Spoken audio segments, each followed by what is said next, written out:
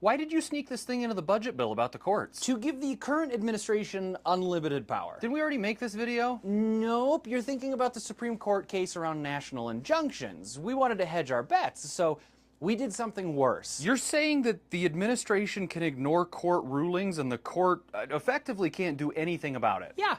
I'm clearly misunderstanding this because that's insane. No, I will happily explain it to you because it's very clever. Oh, I'm gonna hate this, aren't I? You know all those executive orders that the courts were saying were unconstitutional? Ending birthright citizenship, deporting people to prisons in El Salvador. If the administration were to ignore those rulings now, they'd be in contempt, and judges would have a series of things that they could do to try to get the administration to comply.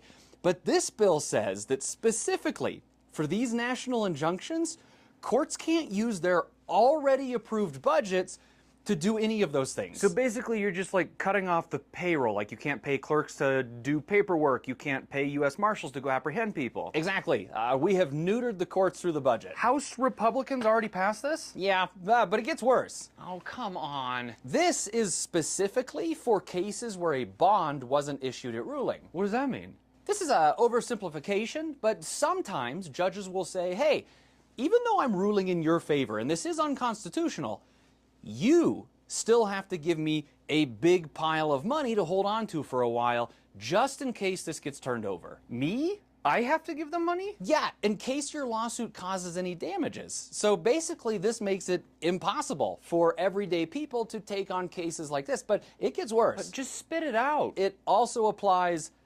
retroactively. So you're saying that all the cases that they lost already to federal judges and circuit courts, they can just ignore those? This applies to every case. The Muslim ban from the first term, the mifepristone protection from 2023, every federal case. Holy shit. So this is worse than the SCOTUS case in some ways. Yeah, and it gets less good. Just say all the bad things now. Do you understand how appeals work? Yeah, if you lose a case, you appeal it to a higher level court and you hope that they overturn the lower level court's ruling. And if national injunctions can't be enforced, the only way to get a national ruling against what we're doing is to get it to the Supreme Court. Shut the fuck up.